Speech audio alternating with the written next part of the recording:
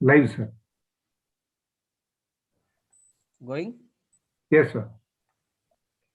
ವಿದ್ಯಾರ್ಥಿಗಳೇ, ಈಗ ನಿಮಗೆ ನಾನು ಕರ್ನಾಟಕ CET ಕ್ಲಾಸ್ಗಳ ತರಬೇತಿಗೆ ಸ್ವಾಗತ ಮಾಡ್ತಾ, ಇದೀಗ ನಮ್ಮ ಜೊತೆ ದಿವಾಕರ್ ಸರ್ ಇದ್ದಾರೆ. ಅವರು ನಿಮಗೆ ಜೀವಶಾಸ್ತ್ರದ ಬಗ್ಗೆ ಹೇಳ್ಕೊಡ್ತಾ ಇದ್ದಾರೆ. ಸೊ ಜೀವಶಾಸ್ತ್ರದ ಉಪನ್ಯಾಸಕರಾಗಿರ್ತಕ್ಕಂಥ ದಿವಾಕರ್ ಸರ್ ಹತ್ರ ಹೋಗೋಣ. Over to Divakar sir.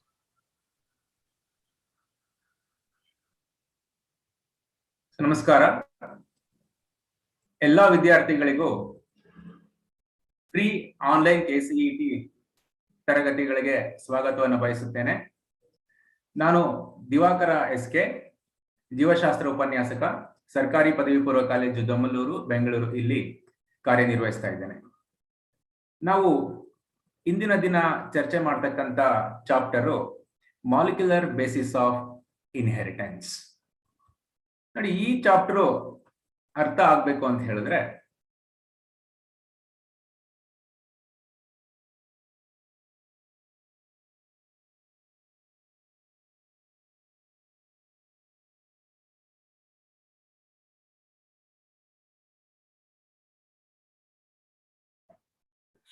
Please unmute.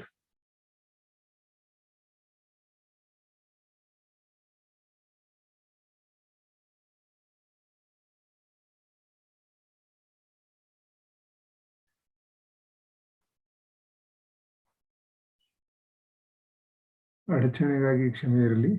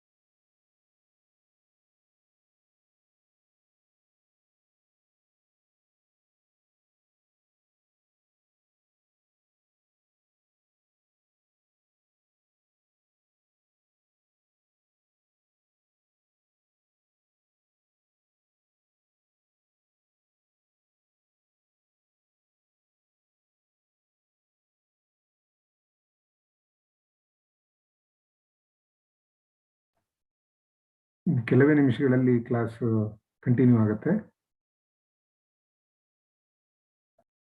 Hello. Yes sir, please share screen ಮೇಲೆ the meeting is being recorded ಅದು ಬರ್ತಾ ಇದೆ, ಡಿಸ್ಟರ್ಬ್ ಆಗ್ತಾ ಇದೆ ಅದು. No problem sir, please go ahead. ಅದು ತೊಂದರೆ ಇಲ್ವಾ? Go ahead sir. Okay sir. Okay ಅಂತ ಪ್ರೆಸ್ ಮಾಡಿ ಕಂಟಿನ್ಯೂ ಮಾಡಿ sir please. Sir, you are on live. Go ahead.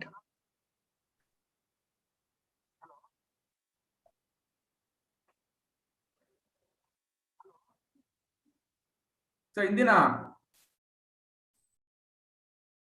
ಚರ್ಚೆಯ ವಿಷಯ ಮಾಲಿಕ್ಯುಲರ್ ಬೇಸಿಸ್ ಆಫ್ ಇನ್ಹೆರಿಟೆನ್ಸ್. ಈ ಚಾಪ್ಟರ್ ನಿಮ್ಗೆ ಸರಳವಾಗಿ ಅರ್ಥ ಆಗ್ಬೇಕು ಅಂತ ಹೇಳಿದ್ರೆ, ನಮ್ಗೆ sell the unit of life, biomolecules, cell cycle and sell division ಬರ್ತಕ್ಕಂಥ ಕಾನ್ಸೆಪ್ಟ್ಸ್ ಗಳನ್ನ ಚೆನ್ನಾಗಿ ತಿಳ್ಕೊಂಡಿದ್ರೆ ಈ ಒಂದು ಚಾಪ್ಟರ್ ತುಂಬಾ ಸುಲಭವಾಗುತ್ತೆ ನಿಮ್ಗೆ. ಈ ಒಂದು ಮಾಲಿಕ್ಯುಲರ್ ಬೇಸಿಸ್ ಆಫ್ ಇನ್ಹೆರಿಟೆನ್ಸ್ ನಲ್ಲಿ ಬರ್ತಕ್ಕಂಥ ಚಾಪ್ಟರ್ ಗಳನ್ನ ನೀವು ಚೆನ್ನಾಗಿ ಕಲ್ತ್ಕೊಂಡ್ರೆ ನಿಮ್ಗೆ ಬಯೋಟೆಕ್ನಾಲಜಿ ಪ್ರಿನ್ಸಿಪಲ್ಸ್ ಅಂಡ್ ಪ್ರೋಸೆಸ್ ಮತ್ತೆ ಅಪ್ಲಿಕೇಶನ್ ಚಾಪ್ಟರ್ಸ್ ತುಂಬಾ ಸರಳವಾಗುತ್ತೆ. ಈಗ ಮೊದಲನೇ ಕ್ವಶನ್ ಅನ್ನು ನೋಡೋಣ. So thymine is also known as.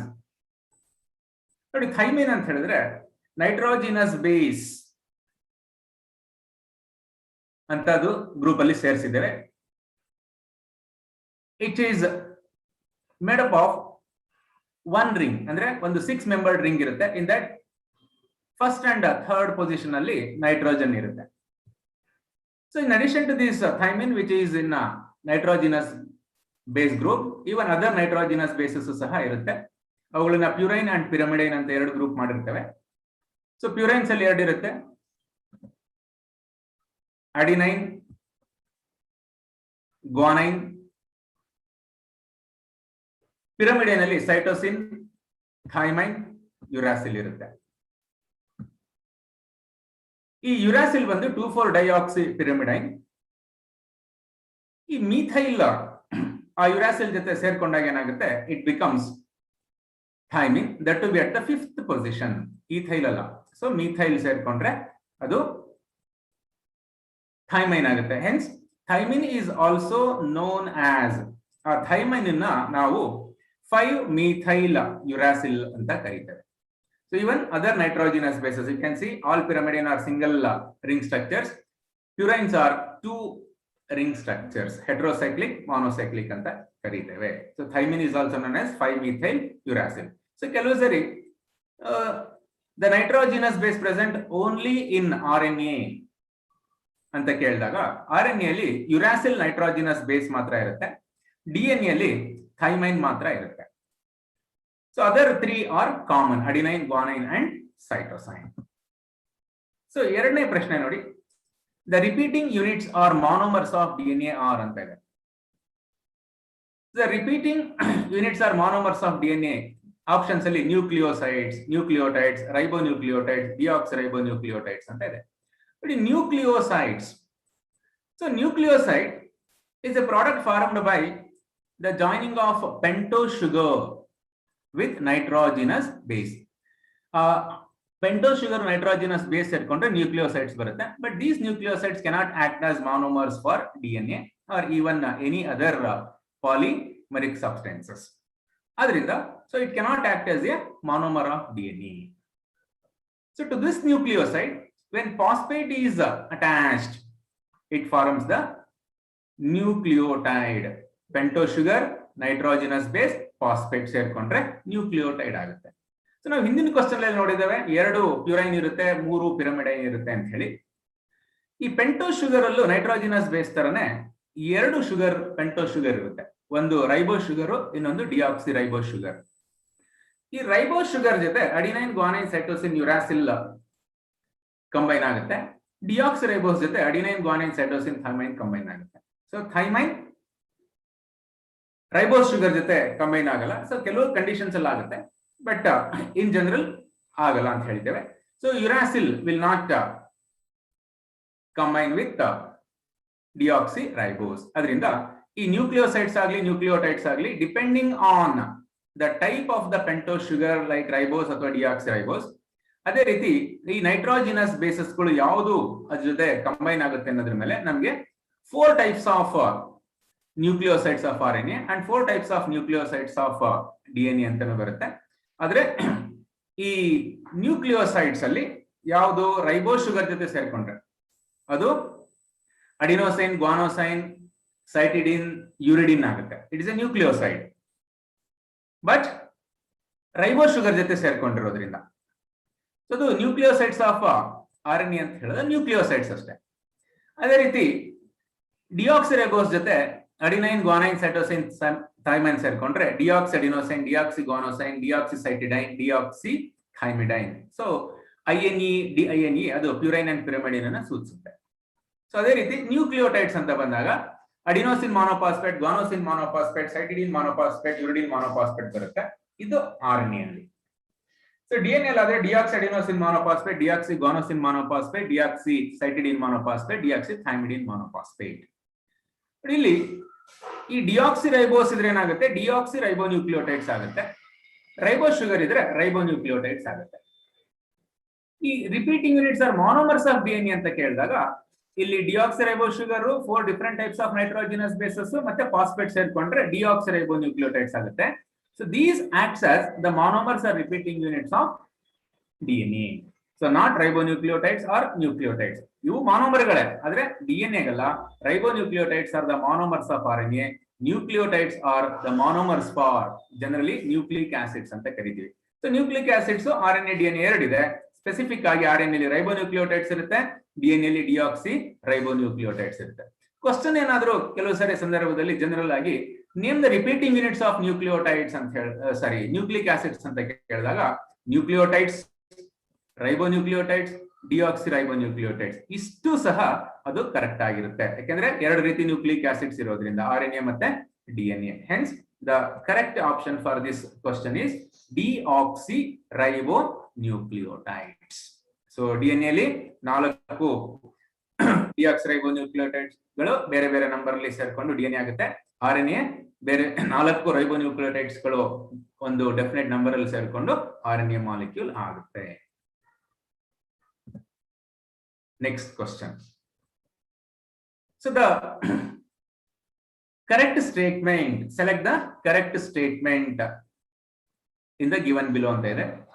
So DNA is a homopolymer biomicromolecule made up of monomers deoxyribonucleotides anta ide. But ಇಲ್ಲಿ DNA homopolymer ಅಂತ ಇದೆ. So DNA homopolymer ಅಲ್ಲ, ಯಾಕೆಂದ್ರೆ ಅದರಲ್ಲಿ 4 ಬೇರೆ ಬೇರೆ ರೀತಿಯಾಗಿರ್ತಕ್ಕಂಥ ಡಿಆಕ್ಸಿರೈಬೋನ್ಯೂಕ್ಲಿಯೋಟೈಡ್ಸ್ ಎಷ್ಟೋ ಡೆಫಿನೆಟ್ ನಂಬರ್ ಅಲ್ಲಿ ಸೇರ್ಕೊಂಡು ಅದು ಪಾಲಿನ್ಯೂಕ್ಲಿಯೋಟೈಡ್ ಆಗಿರುತ್ತೆ. ಅದಕ್ಕೆ ಅದು ಹೆಟೆರೋಪಾಲಿಮರ್, ಹೆಟೆರೋ ಪಾಲಿನ್ಯೂಕ್ಲಿಯೋಟೈಡ್ ಮಾಲಿಕ್ಯೂಲ್ ಅಂತ ಕರಿತೇವೆ. ಹೋಮೋಪಾಲಿಮರ್ ಅಂದ್ರೆ ಒಂದೇ ರೀತಿಯಾಗಿರ್ತಕ್ಕಂಥ ಮಾನೋಮರ್ಸ್ ಗಳಿರ್ಬೇಕು, ಲೈಕ್ ಪಾಲಿಸ್ಯಾಕರೈಡ್ಸ್, ಅದರಲ್ಲಿ ಮಾನೋಸ್ಯಾಕರೈಡ್ ಅಥವಾ ಶುಗರ್ಸ್ ಇರುತ್ತೆ. ಅದೇ ರೀತಿ ಪ್ರೋಟೀನ್ಸ್ ಅಷ್ಟೇ 20 different types of amino acids ಇರೋದ್ರಿಂದ ಅದು ಸಹ ಹೆಟೆರೋಪಾಲಿಮರ್. ಸೊ ಬಯೋಮೈಕ್ರೋ ಮಾಲಿಕ್ಯೂಲ್ ಅಂತ ಇದೆ, ನೀವು ಬಯೋಮಾಲಿಕ್ಯೂಲ್ಸ್ ಅಲ್ಲಿ ಓದಿದಿರಾ. So any organic compound or biomolecule having a molecular weight more than 10,000 more than 1000 ಇದ್ರೆ ಅದನ್ನ ನಾವು ಬಯೋಮ್ಯಾಕ್ರೋಮಾಲಿಕ್ಯೂಲ್ ಅಂತೀವಿ. 1000 ಗಿನ್ನ ಕಡಿಮೆ ಇದ್ರೆ ಬಯೋಮೈಕ್ರೋಮಾಲಿಕ್ಯೂಲ್ ಅಂತೀವಿ. ಸೊ DNA ಅದು 1000 ಗಿನ್ನ ಜಾಸ್ತಿ ಇರೋದ್ರಿಂದ ಮಾಲಿಕ್ಯುಲರ್ weight 1000 ಡಾಲ್ಟನ್ಸ್ ಗಿನ್ನ ಅದು ಮ್ಯಾಕ್ರೋಮಾಲಿಕ್ಯೂಲ್ ಆಗುತ್ತೆ. ಫಸ್ಟ್ ಸ್ಟೇಟ್ಮೆಂಟ್ ರಾಂಗ್ ಇದೆ. ಎರಡನೇ ನೋಡಿ, DNA is a homopolymer bioMacromolecule. So biomacromolecule okay, deoxyribonucleotides ಗಳಿಂದ ಮಾಡಲ್ಪಟ್ಟಿರುತ್ತೆ, ಆದ್ರೆ ಅಗೇನ್ ಮತ್ತೆ ಹೋಮೋಪಾಲಿಮರ್ ಅಲ್ಲ. ಮೂರನೇ ಸ್ಟೇಟ್ಮೆಂಟ್ ನೋಡಿ, nucleic acids are heteropolymer. So nucleic acids are heteropolymers biomacromolecules made up of monomer nucleotides. ಹೌದು, ನ್ಯೂಕ್ಲಿಕ್ ಆಸಿಡ್ಸ್ ಗಳು ಹೆಟೆರೋಪಾಲಿಮರ್, ಯಾಕಂದ್ರೆ ನ್ಯೂಕ್ಲಿಕ್ ಆಸಿಡ್ಸ್ ಅಲ್ಲಿ 2 ವಿಧ, DNA ಮತ್ತೆ RNA. They are polynucleotides and heteropolymer biomacromolecules, so made up of repeating units nucleotides. ಅದರಿಂದ ಇದು ಸರಿ ಇದೆ. ನಾಲ್ಕನೇ ಸ್ಟೇಟ್ಮೆಂಟ್ ನೋಡೋಣ, DNA is a heteropolymer biomacromolecule made up of monomers deoxyribonucleotides. ಇದು ಸಹ ಸರಿ ಇದೆ. ಸೊ ಹೆಟೆರೋಪಾಲಿಮರ್ ಬಯೋಮ್ಯಾಕ್ರೋಮಾಲಿಕ್ಯೂಲ್ ಡಿಆಕ್ಸಿರೈಬೋನ್ಯೂಕ್ಲಿಯೋಟೈಡ್. ಈಗ RNA ಇದ್ದಿದ್ರು ಸಹ ಏನಾಗ್ತಾ ಇತ್ತು, RNA is also heteropolymer biomacromolecule made up of repeating unit ribonucleotides ಅಂತ ಇದ್ದಿದ್ರೆ ಅದು ಸಹ ಕರೆಕ್ಟ್ ಸ್ಟೇಟ್ಮೆಂಟ್ ಆಗ್ತಾ ಇತ್ತು. ಈ ಕ್ವಶನ್ ಗೆ statement 3 and statement 4 are correct. So ಕೊಟ್ಟಿರ್ತಕ್ಕಂತ ಒಂದು ಸ್ಟೇಟ್ಮೆಂಟ್ ಆನ್ಸರ್ಸ್ ಗಳಲ್ಲಿ ಸ್ಟೇಟ್ಮೆಂಟ್ 3 ಅಂಡ್ ಸ್ಟೇಟ್ಮೆಂಟ್ 4 ಏನಿದೆ, ಸೊ ಅದು ಕರೆಕ್ಟ್ ಇದೆ. Statement 3 and statement 4 are correct. Statement 1 and 2 are incorrect. ಆಮೇಲೆ ಮೈಕ್ರೋಮಾಲಿಕ್ಯೂಲ್ಸ್ ಅಂತ ತಗೊಂಡ್ರು, ಸೊ ಬಯೋಮೈಕ್ರೋಮಾಲಿಕ್ಯೂಲ್ಸ್ ಅಲ್ಲಿ ನಮ್ಗೆ ಅಮೈನೋ ಆಸಿಡ್ಸ್, ಲಿಪಿಡ್ಸ್, ಶುಗರ್ಸ್, ಮತ್ತೆ ನೈಟ್ರೋಜಿನಸ್ ಬೇಸಸ್, ನ್ಯೂಕ್ಲಿಯೋಸೈಡ್ಸ್, ನ್ಯೂಕ್ಲಿಯೋಟೈಡ್ಸ್, ಇದೆಲ್ಲ ಬಯೋಮೈಕ್ರೋ ಮಾಲಿಕ್ಯೂಲ್ಸ್ ಗಳು. ಬಯೋಮ್ಯಾಕ್ರೋಮಾಲಿಕ್ಯೂಲ್ಸ್ ಅಂತ ಬಂದಾಗ ಪಾಲಿಸ್ಯಾಕರೈಡ್ಸ್, ಪಾಲಿಪೆಪ್ಟೈಡ್ಸ್ ಆರ್ ಪ್ರೋಟೀನ್ಸ್, ಪಾಲಿನ್ಯೂಕ್ಲಿಯೋಟೈಡ್ಸ್ ಅಥವಾ ನ್ಯೂಕ್ಲಿಕ್ ಆಸಿಡ್ಸ್ ಗಳು. ಸೊ ನಾಲ್ಕನೇ ಕ್ವಶನ್ ನೋಡಿ, nitrogenous base is link to hydroxyl or OH of first carbon pentose sugar through dash linkage to form a nucleoside, and phosphate is linked to OH of 5 carbon of nucleoside through dash linkage ಅಂತ ಇದೆ. So ನಿಮಗೆಲ್ಲ ಗೊತ್ತಿದೆ, ಈ nitrogenous base pentose sugar ಜೊತೆ ಸೇರ್ಕೊಂಡ್ರೆ nucleoside ಬರುತ್ತೆ. ಈ nucleoside ಯಾವ linkage ಅನ್ನ ಹೊಂದಿರುತ್ತೆ ಅಥವಾ ಯಾವ ಕೆಮಿಕಲ್ ಬಾಂಡ್ ಫಾರ್ಮ್ ಆಗುತ್ತೆ ಒಂದು ನೈಟ್ರೋಜಿನಸ್ ಬೇಸ್ ಪೆಂಟೋಸ್ ಶುಗರ್ ಅಂತ ಅಂದ್ರೆ, ಸೊ ನಿಮ್ಗೆ ನೈಟ್ರೋಜಿನಸ್ ಬೇಸಸ್ ಗೊತ್ತಿದೆ, ಪ್ಯೂರೈನ್ಸ್ and ಪಿರಮಿಡೈನ್ಸ್. So these are nitrogen containing ring structured members ಅಂತ ಕರೀತೀವಿ. ಸೊ ಪಿರಮಿಡೈನ್ ಅಲ್ಲಾದ್ರೆ ಸಿಂಗಲ್ ರಿಂಗ್ ಇರುತ್ತೆ, ಪ್ಯೂರೈನ್ಸ್ ಅಲ್ಲಾದ್ರೆ 2 ರಿಂಗ್ ಇರುತ್ತೆ, ಡಬಲ್ ರಿಂಗ್ ಸ್ಟ್ರಕ್ಚರ್ ಅದು. ಸೊ ಆ ಪ್ಯೂರೈನ್ಸ್ ಅಲ್ಲಿ ನೈಟ್ರೋಜನ್ ಇಸ್ ಪೊಸಿಷನ್ ಅಟ್ 1379, ಈ ಪಿರಮಿಡೈನ್ಸ್ ಅಲ್ಲಾದ್ರೆ 1 and 3 ಇರುತ್ತೆ. ಸೊ ಇಲ್ಲಿ ಲಿಂಕೇಜ್ ಫಾರ್ಮ್ ಆಗ್ಬೇಕಾದ್ರೆ ಪೆಂಟೋಸ್ ಶುಗರ್ ಮತ್ತೆ ಈ ನೈಟ್ರೋಜಿನಸ್ ಬೇಸ್ ಅಲ್ಲಿ first C of pentose sugar, ಅದು ರೈಬೋಸ್ ಆದ್ರೂ ಆಗ್ಲಿ ಡಿಆಕ್ಸಿರೈಬೋಸ್ ಆದ್ರೂ ಆಗ್ಲಿ, ವಿತ್ ದ N9 ಅಥವಾ 9N of the purine and 1N of the pyrimidine. ಇಲ್ಲಿ ಸೊ N ಇರೋದ್ರಿಂದ ಅಲ್ಲಿ ಹೆಚ್ಚು OH ವಾಟರ್ ಕಂಡೆನ್ಸ್ ಆಗುತ್ತೆ. ಸೊ ನೈಟ್ರೋಜನ್ ಅದ್ರ ಜೊತೆ ಲಿಂಕ್ ಆಗುತ್ತೆ, ಅದಕ್ಕೆ ಅದು ಎನ್ ಗ್ಲೈಕೋಸೈಡಿಕ್ ಬಾಂಡ್. ಈಗ ಶುಗರ್ಸ್ ಎಲ್ಲ ಓ ಗ್ಲೈಕೋಸೈಡಿಕ್ ಅಂತ ಕರಿತೀವಲ್ಲ, ಇಲ್ಲಿ ನೈಟ್ರೋಜನ್ ಇರೋದ್ರಿಂದ ಅದನ್ನ ಎನ್ ಗ್ಲೈಕೋಸೈಡಿಕ್ ಅಂತ ಕರಿತೇವೆ. ಸೊ ಅದರಿಂದ ಫಸ್ಟ್ ಒನ್ ಎನ್ ಗ್ಲೈಕೋಸೈಡಿಕ್. ಸೊ ಎಲ್ಲಿದೆ ಆಪ್ಷನ್ಸ್? ಎ ನಲ್ಲಿದೆ ಮತ್ತೆ ಸಿ ನಲ್ಲಿ ಗ್ಲೈಕೋಸೈಡಿಕ್ ಲಿಂಕೇಜ್ ಅಂತ ಇದೆ. ಆದ್ರೆ ಎರಡನೇದು ನೋಡೋಣ, ಫಾಸ್ಫೋಡೈಎಸ್ಟರ್ ಫಾಸ್ಫೋಎಸ್ಟರ್ ಅಂತ ಹೇಳಿ. ಸೊ ನ್ಯೂಕ್ಲಿಯೋಸೈಡ್ ಈ phosphate 5 carbon of the nucleosidic join ಆದ್ರೆ, ಸೊ ಫಾಸ್ಫೇಟ್ ಅಂತ ಹೇಳಿದ್ರೆ ಫಾಸ್ಫರಿಕ್ ಆಸಿಡ್, ಇಲ್ಲಿರ್ತಕ್ಕಂಥ ಫಾಸ್ಫೇಟ್ 5 ಕಾರ್ಬನ್ಗೆ ಲಿಂಕ್ ಆಗುತ್ತೆ. ಸೊ OH ಇರುತ್ತೆ, ಸೊ ಇಲ್ಲಿರ್ತಕ್ಕಂಥ ಹೆಚ್ಚು ವಾಟರ್ ರಿಲೀಸ್ ಆಗುತ್ತೆ, ಅಲ್ಲಿ ಫಾಸ್ಫೇಟ್ ಬಾಂಡ್ ಫಾರ್ಮ್ ಆಗುತ್ತೆ. ಸೊ ಫಾಸ್ಫರಿಕ್ ಆಸಿಡ್ ಇದು OH. ಸೊ ಏನಾಯ್ತು, ಆಸಿಡ್ ಅಂಡ್ ಆಲ್ಕೋಹಾಲ್ ಅಥವಾ ಹೈಡ್ರಾಕ್ಸಿಲ್ ಗ್ರೂಪ್ ಜೊತೆ ರಿಯಾಕ್ಟ್ ಆದಾಗ ಎಸ್ಟರ್ ಫಾರ್ಮ್ ಆಗುತ್ತೆ. ಎಷ್ಟು ಎಸ್ಟರ್ ಬಾಂಡ್ ಫಾರ್ಮ್ ಆಯ್ತು? 1. ಅದು ಫಾಸ್ಫರಿಕ್ ಆಸಿಡ್ ಇರೋದ್ರಿಂದ ಅದನ್ನ ಫಾಸ್ಫೋ ಎಸ್ಟರ್ ಬಾಂಡ್ ಅಂತ ಕರಿತೇವೆ. ಅದರಿಂದ so N glycosidic and phospho ester bond ಅಂತ ಕರಿತೇವೆ. So phospho ester bond. So ನೀವು ಇಲ್ಲಿ ನೋಡ್ಬೋದು, ಇದು nucleo nitrogenous base adenine. So this is the ribose sugar. ನೋಡಿ, N9 of the nitrogenous base, 1C of the ribose pentose sugar. ಇದು N glycosidic bond. So the 5th carbon of this ribose or deoxyribose sugar phosphate bind ಆಗುತ್ತೆ. ಅದರಿಂದ so ಇದು phospho ester bond ಅಂತ ಕರಿತೀವಿ. ಇನ್ನೊಂದು nucleoside ಬಂದ್ರೂ ಸಹ ಏನಾಗುತ್ತೆ, ಅದು 5th ಕಾರ್ಬನ್ಗೆನೆ ಫಾಸ್ಫೇಟ್ ಆಗೋದು. ಸೊ 3rd ಕಾರ್ಬನ್ಗೆ ಫಾಸ್ಫೇಟ್ ಬೈಂಡ್ ಆಗೋದಿಲ್ಲ. ಆದ್ರೆ ಡೈನ್ಯೂಕ್ಲಿಯೋಟೈಡ್ ಪಾಲಿನ್ಯೂಕ್ಲಿಯೋಟೈಡ್ ಇದೆ ಏನಾಗುತ್ತೆ, ಆ ಒಂದು ನ್ಯೂಕ್ಲಿಯೋಸೈಡ್ ಮತ್ತೆ ಇನ್ನೊಂದು ನ್ಯೂಕ್ಲಿಯೋಸೈಡ್ ಏನಿರುತ್ತೆ, ಆ 5 ಕಾರ್ಬನ್ ನಲ್ಲಿ ಏನು ಫಾಸ್ಫೇಟ್ ಇರುತ್ತೆ ಅದು 3 ಹೈಡ್ರಾಕ್ಸಿಲ್ ಗ್ರೂಪ್ಗೆ ಲಿಂಕ್ ಆಗುತ್ತೆ, 5 ಗೆ ಆಗೋದಿಲ್ಲ. ಸೊ ಅದೇ ರೀತಿ ಇಲ್ಲಿ ನೋಡಿ, ಇಲ್ಲಿ ಸೊ ಇದು ಒಂದು ನ್ಯೂಕ್ಲಿಯೋಸೈಡ್, ಇದು ಒಂದು ನ್ಯೂಕ್ಲಿಯೋಸೈಡ್, ಇದು ಒಂದು ನ್ಯೂಕ್ಲಿಯೋಸೈಡ್. ಇಲ್ಲಿ 5th ಕಾರ್ಬನ್ಗೆ 3 ಫಾಸ್ಫೇಟ್ ಅಟ್ಯಾಚ್ ಆಗಿದೆ. ಇಲ್ಲಿರ್ತಕ್ಕಂಥ 5th ಕಾರ್ಬನ್ಗೆ 1 ಫಾಸ್ಫೇಟ್ ಇದೆ, ಇಲ್ಲಿ ಇರ್ತಕ್ಕಂಥ 1/5 ಗೆ ಫಾಸ್ಫೇಟ್ ಅಟ್ಯಾಚ್ ಆಗಿದೆ. ಅಂದ್ರೆ ಯಾವಾಗ್ಲೂ ಈ 5th ಕಾರ್ಬನ್ಗೆ ಫಾಸ್ಫೇಟ್ ಅಟ್ಯಾಚ್ ಆಗಿರುತ್ತೆ, ಅದಕ್ಕೆ ಅದನ್ನ ಸೊ 5p ಅಂದ್ರೆ ಸೊ 5 ಪ್ರೈಮ್ ಅಂತ ಕರಿತೀವಿ. ಆ 3 ಪ್ರೈಮ್ ಏನಿರುತ್ತೆ ಅಲ್ಲಿ ಫಾಸ್ಫೇಟ್ ಇರಲ್ಲ, ಹೈಡ್ರಾಕ್ಸಿಲ್ ಗ್ರೂಪ್ ಇರುತ್ತೆ ಅಥವಾ ಹೈಡ್ರಾಕ್ಸಿಲ್ ಟರ್ಮಿನಸ್ ಇರುತ್ತೆ. ಇನ್ನೊಂದು ನ್ಯೂಕ್ಲಿಯೋಸೈಡ್ 5 ಕಾರ್ಬನ್ ಅಲ್ಲಿ ಫಾಸ್ಫೇಟ್ ಇದ್ರೆ ಇದಕ್ಕೆ ಜಾಯಿನ್ ಆಗುತ್ತೆ. So forming phospho diester bond. ಅದರಿಂದ so dinucleotide, polynucleotide, single standard DNA, single standard RNA ಇವುಗಳೆಲ್ಲ ಬಂದ್ರೆ ಸೊ ನಮಗೆ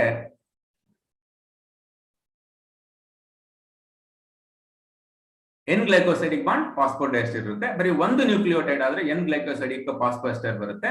ಸೊ ನ್ಯೂಕ್ಲಿಯೋಸೈಡ್ ಮಾತ್ರ ಇದ್ರೆ ಎನ್ ಗ್ಲೈಕೋಸೈಡಿಕ್ ಬಾಂಡ್ ಬರುತ್ತೆ. ಆದ್ರೆ ಡಬಲ್ ಸ್ಟ್ಯಾಂಡರ್ಡ್ DNA ಆದ್ರೆ ಸೊ ಈ ಎಲ್ಲಾ ಬಾಂಡ್ಸ್ ಸೇಮ್ ಇರುತ್ತೆ. Since DNA is double stranded, there is also the bonding between 2 strands of the DNA through hydrogen. ಅವಾಗ ಹೈಡ್ರೋಜನ್ ಬಾಂಡ್ ಬರುತ್ತೆ. ಸೊ ಡಬಲ್ ಸ್ಟ್ಯಾಂಡ್ಸ್ ಅಲ್ಲಿ 3 types of chemical bonds. Dinucleotides to single standard polynucleotide molecules ಅಲ್ಲಿ 2 ಗ್ಲೈಕೋಸೈಡಿಕ್ ಫಾಸ್ಫೋಎಸ್ಟರ್. ಒಂದೇ nucleotide ಆದ್ರೆ ಅದರಲ್ಲಿ ಫಾಸ್ಫೋಎಸ್ಟರ್ ಮತ್ತೆ ಗ್ಲೈಕೋಸೈಡಿಕ್. ಬರೀ nucleoside ಆದ್ರೆ ಎನ್ ಗ್ಲೈಕೋಸೈಡಿಕ್ ಬರುತ್ತೆ. ಸೊ ಇದ್ರ ಬಗ್ಗೆ ಸಾಕಷ್ಟು ಕ್ವಶನ್ಸ್ ಗಳು ಬರುತ್ತೆ. ಅದರಿಂದ ಈ ಎಲ್ಲಾ ಒಂದು ಕೆಮಿಕಲ್ ಬಾಂಡ್ಸ್ ಗಳನ್ನ ನೀವು ಚೆನ್ನಾಗಿ ಕಲ್ತ್ಕೋಬೇಕಾಗುತ್ತೆ. ಅದೇ ರೀತಿ ಬೇರೆ ಬಯೋಮಾಲಿಕ್ಯೂಲ್ಸ್ ಅಲ್ಲಿ ಏನೇನ್ ಕೆಮಿಕಲ್ ಬಾಂಡ್ ಬರುತ್ತೆ, ಪ್ರೋಟೀನ್ಸ್ ಅಲ್ಲಿ ಏನಿರುತ್ತೆ, ಲಿಪಿಡ್ಸ್ ಅಲ್ಲಿ ಏನಿರುತ್ತೆ, ಶುಗರ್ಸ್ ಅಲ್ಲಿ ಏನಿರುತ್ತೆ ಅನ್ನೋದು ಸಹ ನೀವು ಪ್ರಾಕ್ಟೀಸ್ ಮಾಡಬೇಕು. ಅದೆಲ್ಲ ಬಯೋಮಾಲಿಕ್ಯೂಲ್ಸ್ ಅಲ್ಲಿ ಕಲ್ತ್ಕೋತೀರಾ.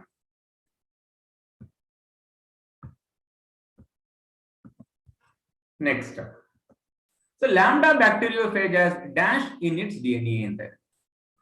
ಬ್ಯಾಕ್ಟೀರಿಯೋಫೇಜ್ ಅಂದ್ರೆ ಏನು? These are the viruses which infect bacteria. ಅದರಲ್ಲಿ ಲ್ಯಾಂಬ್ಡಾ ಅಂತಕ್ಕಂಥದ್ದು ಒಂದು bacteriophage. So dash in its DNA ಅಂತ ಇದೆ. ಅಂದ್ರೆ DNA is the genetic material and we also know we measure the length of the DNA through its number of base pairs. Double stand ಇದ್ರೆ, single stand ಇದ್ರೆ basis ಅಂತ ಕರೀತಾರೆ, ಅಥವಾ nucleotides ಅಥವಾ nucleotide pairs. ಇಲ್ಲಿ ನಮಗೆ ಏನ್ ಗೊತ್ತಾಗ್ಬೇಕು, ಈ DNA ಅನ್ನೋದು ಸಿಂಗಲ್ ಸ್ಟ್ಯಾಂಡ ಡಬಲ್ ಸ್ಟ್ಯಾಂಡ ಅಂತ ಗೊತ್ತಾಗ್ಬೇಕು. ಯಾಕಂದ್ರೆ in all organism DNA is a genetic material, ಇದರಲ್ಲಿ ಡಬಲ್ ಸ್ಟ್ಯಾಂಡ್, ಇದು ಡಬಲ್ ಸ್ಟ್ಯಾಂಡ್ ಇರುತ್ತೆ. Few viruses, even there is single stranded DNA as well as RNA are present. So since this lambda bacteriophage has DNA, it is double stranded. Double strand ಅಂತ ತಕ್ಷಣ base pairs ನಿಮಗೆ ಜ್ಞಾಪಕ ಬರಬೇಕು. Single stand ಅಂದ್ರೆ basis, ಯಾಕಂದ್ರೆ ಅದು complementary stand ಇರೋದಿಲ್ಲ. ಆಗ ಎ ಮತ್ತೆ ಸಿ ಆಪ್ಷನ್ಸ್ ನೀವು ಎಲಿಮಿನೇಟ್ ಮಾಡ್ಬೋದು ಬಿಕಾಸ್ ಬೇಸ್ ಪೇರ್ಸ್ ಬರಬೇಕು. ಸೊ ಎಷ್ಟು ಬೇಸ್ ಪೇರ್ಸ್ ಇರುತ್ತೆ ಇದು ನೀವು ಮೆಮೊರೈಸ್ ಮಾಡ್ಕೊಂಡ್ಲೇಬೇಕು ಯಾಕಂದ್ರೆ ಸೊ ಮೆಮೊರಿ ಬೇಸ್ಡ್ ಕ್ವಶನ್ಸ್ ಇರೋದ್ರಿಂದ. ಸೊ ಲ್ಯಾಂಬ್ಡಾ ಬ್ಯಾಕ್ಟೀರಿಯೋಫೇಜ್ ಅಲ್ಲಿ so there will be 48,502 base pairs ಗಳು ಇರುತ್ತೆ. ಈ 5386 ಬೇಸಸ್ ಯಾವ್ದ್ರಲ್ಲಿ ಇರುತ್ತೆ ಅಂತ ಹೇಳಿದ್ರೆ 5174 ಫೇಜ್ ಏನಿರುತ್ತೆ ಅದರಲ್ಲಿ ಸಿಂಗಲ್ ಸ್ಟ್ಯಾಂಡರ್ಡ್ ಏನಿರುತ್ತೆ ಅದರಲ್ಲಿ ಸೊ 5386 ಬೇಸಸ್ ಇರುತ್ತೆ ಸಿಂಗಲ್ ಸ್ಟ್ಯಾಂಡ್ ಇರೋದ್ರಿಂದ. ಸೊ ನೀವು ಹೆಂಗ್ ನಾಪ್ಬೇಕು 538 5 ಆದ್ಮೇಲೆ ಏನ್ ಬರುತ್ತೆ 6 ಅದರಿಂದ 5386 ಬೇಸಸ್. ಅದೇ ರೀತಿ ಹ್ಯೂಮನ್ಸ್ ಅಲ್ಲಿ the amount of DNA 6.6 into 10 to the power of 9 diploid cell ಅಲ್ಲಿ ಹ್ಯಾಪ್ಲಾಯ್ಡ್ ಅಲ್ಲಿ ಆದ್ರೆ 3.3 to 10 to the power 9 ಬರುತ್ತೆ. ಈವನ್ ಈಕೊಲೈ ಅಲ್ಲಿ ಆದ್ರೆ so it will be 4.6 into 10 to the power 6 ಬರುತ್ತೆ. ಅದರಿಂದ ಲ್ಯಾಂಬ್ಡಾ ಬ್ಯಾಕ್ಟೀರಿಯೋಫೇಜ್ ಅಲ್ಲಿ 48,502 5174 ಅಲ್ಲಿ 5386 ಬೇಸಸ್, ಹ್ಯೂಮನ್ಸ್ ಅಲ್ಲಿ 6.6 into 10 to the power of 9, ಈಕೊಲೈ ಅಲ್ಲಿ 4.6 into 10 to the power 6. ಈ ನಾಲ್ಕು ನಮ್ಮ NCERT ಟೆಕ್ಸ್ಟ್ ಬುಕ್ ಅಲ್ಲಿ ಇರತಕ್ಕಂಥದ್ದು. ಆ ನಾಲ್ಕನ್ನು ನೀವು ಜ್ಞಾಪಕ ಇಟ್ಕೊಬೇಕು.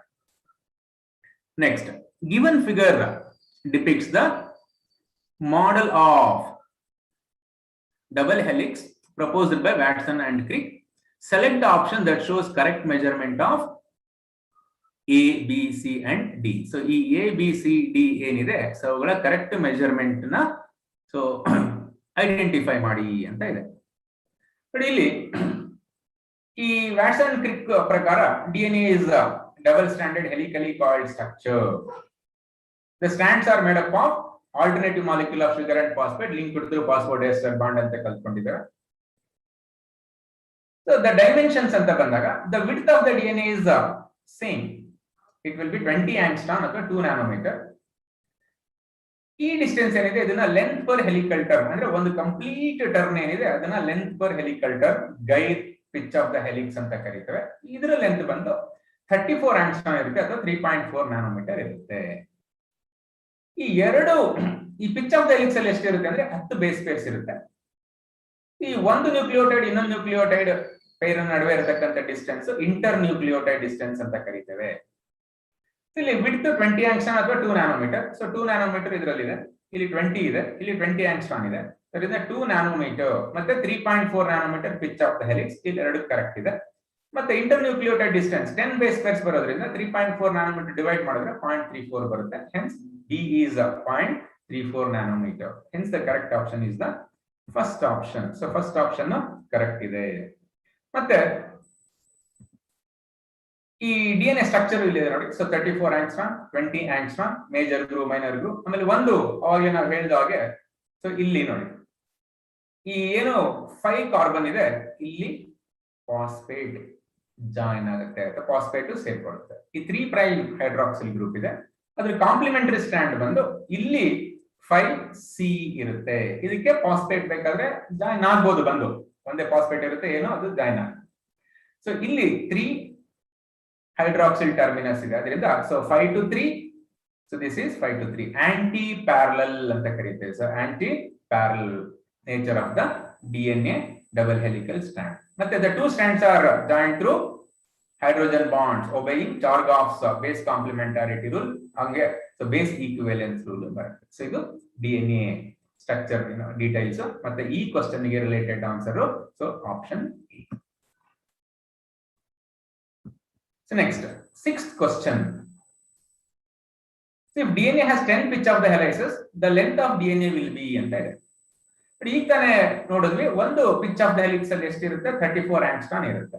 ಇಲ್ಲಿ 10 pitch of the helix ಇರೋದ್ರಿಂದ so if you multiply that so you will get the value. So 34 into 10 340 ಬರುತ್ತೆ. ಸೊ ಇದೇ ಕ್ವಶನ್ ಏನಾದ್ರು in 10 pitch of the helices how many number of base pairs ಅಂತ ಹೇಳಿದ್ರೆ ಒಂದು ಪಿಚ್ ಅಲ್ಲಿ 10 ಇರುತ್ತೆ, 10 into 10 multiply ಮಾಡಿದ್ರೆ ನಮಗೆ 100 ಬರುತ್ತೆ. ಅಂದ್ರೆ so pitch of the helix ಕೊಟ್ಬಿಟ್ಟು ಎಷ್ಟು length of DNA in terms of diameter angstrom ಅಥವಾ ನ್ಯಾನೋಮೀಟರ್ ಅಥವಾ ಬೇಸಸ್ ಎಷ್ಟಿದೆ ಅಂತ ಕೇಳಿದ್ರು ನಾವು ಕಂಡುಹಿಡಿಬಹುದು. ಒನ್ ಪಿಚ್ ಆಫ್ ಹೆಲಿಕ್ಸ್ ಅಲ್ಲಿ 10 ಬೇಸ್ ಪೇರ್ಸ್ ಇರುತ್ತೆ ಅಂತ ಗೊತ್ತಿದೆ. ಮತ್ತೆ ನಮ್ಗೆ one pitch of the helix 34 angstrom ಇರುತ್ತೆ ಅಂತ ಗೊತ್ತು, ವಿಡ್ತ್ 20 angstrom ಇರುತ್ತೆ, ಇಂಟರ್ ನ್ಯೂಕ್ಲಿಯೋಟೈಡ್ ಡಿಸ್ಟೆನ್ಸ್ ಬಂದು 3.4 ಇರುತ್ತೆ ಅಂತ ಹೇಳಿ. ಸೊ ಕ್ವಶನ್ ಯಾವ್ದು ಕೇಳಿದರೆ ಸೊ ಅದನ್ನ ನೋಡ್ಕೊಂಡು ಸ್ಪೆಸಿಫಿಸಿಟಿನ ಸೊ ಏನ್ ಅಪ್ಲೈ ಮಾಡ್ಕೋಬೇಕು, ಅದು ಹೆಂಗ್ ಕನ್ವರ್ಟ್ ಮಾಡ್ಬೇಕು ಅನ್ನೋದ್ರ ಮೇಲೆ ನಾವು ಆ ಕ್ವಶನ್ ಅನ್ನ ಆನ್ಸರ್ ಮಾಡಬಹುದು. So 7ನೇ question, in E. coli DNA has 18% of cytosine bases. What will be the fraction of adenine ಅಂತ. ಸೊ ಇದಕ್ಕೆ ಚಾರ್ಗಾಫ್ಸ್ ಬೇಸ್ ಪೇರ್ ರೂಲ್ ಮತ್ತೆ ಕಾಂಪ್ಲಿಮೆಂಟಾರಿಟಿ ರೂಲ್ ಅನ್ನು ಅಪ್ಲೈ ಮಾಡಬೇಕಾಗುತ್ತೆ. So amount of purine is always equal to amount of pyrimidine. ನೋಡಿ, C plus D, ratio of A plus D is always equal to C plus T, but the ratio of A plus T is not always equal to G plus C, but it is constant for a species ಅಂತ.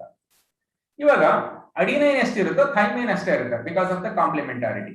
Guanine ಎಷ್ಟಿರುತ್ತೋ cytosine ಅಷ್ಟೇ ಇರುತ್ತೆ. ಇಲ್ಲಿ cytosine 18% ಇದ್ರೆ guanine ಎಷ್ಟಿರಬೇಕು? 18 ಇರಬೇಕು. So sum of these two is 36. ಈಗ total 100% ಅಲ್ಲಿ ಇದು 36% ಇದ್ರೆ ಉಳಿದಿರತಕ್ಕಂತ A plus T ಎಷ್ಟಿರಬೇಕು? ಅದ್ರ ಮೈನಸ್ ಮಾಡಿದ್ರೆ 64 ಬಂತು. ಇಲ್ಲಿ ಕೇಳಿರೋದು ಯಾವುದು? ಅಡಿನೈನ್ ಮಾತ್ರ, 80 ಕೇಳಿಲ್ಲ. 80 ಕೇಳಿದ್ರೆ 64 ಆಗ್ತಾ ಇತ್ತು. ಅಡಿನೈನ್ ಕೇಳಿರೋದ್ರಿಂದ ಸೊ ಡಿವೈಡೆಡ್ ಬೈ 2 ಮಾಡಿದ್ರೆ 32 ಬರುತ್ತೆ. So adenine will be 32%. So adenine 32% ಇದ್ರೆ ಥೈಮಿನ್ ಎಷ್ಟಿರುತ್ತೆ? 32% ಇರುತ್ತೆ. ಈಗ ಅಪ್ಲೈ ಮಾಡಿ A plus G, ratio of A plus G by C plus T. So ಇದು A 32, G 18, 50 ಆಯ್ತು. C 18, T 32, 50. ಸೊ 1 ಬಂತು. ಆದ್ರೆ ನೀವು A plus T ಅಪ್ಲೈ ಮಾಡಿ. ಸೊ ಇದು 32 ಆಯ್ತು, ಇದು 30. ಇಲ್ಲಿ 64 ಬಂತು, ಇಲ್ಲಿ 30 ನಾಟ್ ಈಕ್ವಲ್ ಟು 1. ಇಲ್ಲಿ ಹ್ಯೂಮನ್ ಎಕ್ಸಾಂಪಲ್ ಅನ್ನ ಇಲ್ಲಿ ನಾವು ಮೆನ್ಷನ್ ಮಾಡಿದ್ದೇವೆ. ಸೊ ಹ್ಯೂಮನ್ಸ್ ಅಲ್ಲಿ ಅಮೌಂಟ್ ಆಫ್ ಅಡಿನೈನ್ ಅಂದ್ರೆ ಒಂದು ಸೆಲ್ ತಗೊಂಡಾಗ ಡಿಪ್ಲಾಯ್ಡ್ ಅಥವಾ 6.6 10 to the power of 9 ಅಲ್ಲಿ ಇರ್ತಕ್ಕಂಥದ್ದು ಮಾಡಿದಾಗ ನಮಗೆ ಸೊ 30.9% ಅಡಿನೈನ್ ಬರುತ್ತೆ. ಸೊ 19.9% ಗ್ವಾನೈನ್ ಇರುತ್ತೆ, 29.4% ಥೈಮಿನ್ ಇರುತ್ತೆ, 19.8% ಸೈಟೋಸಿನ್ ಇರುತ್ತೆ. ನೋಡಿ 30 A plus D, so nearly equal to 50. T plus C nearly equal to 50. ಅದರಿಂದ 1 ಬರುತ್ತೆ. ಬಟ್ A T ತಗೊಳ್ಳಿ, ಅವಾಗ 60 ಆಯ್ತು, G C ತಗೊಳ್ಳಿ, ಅದು 40 ಆಗುತ್ತೆ. Hence ratio of A plus T by G plus C is not equal to 1 but constant.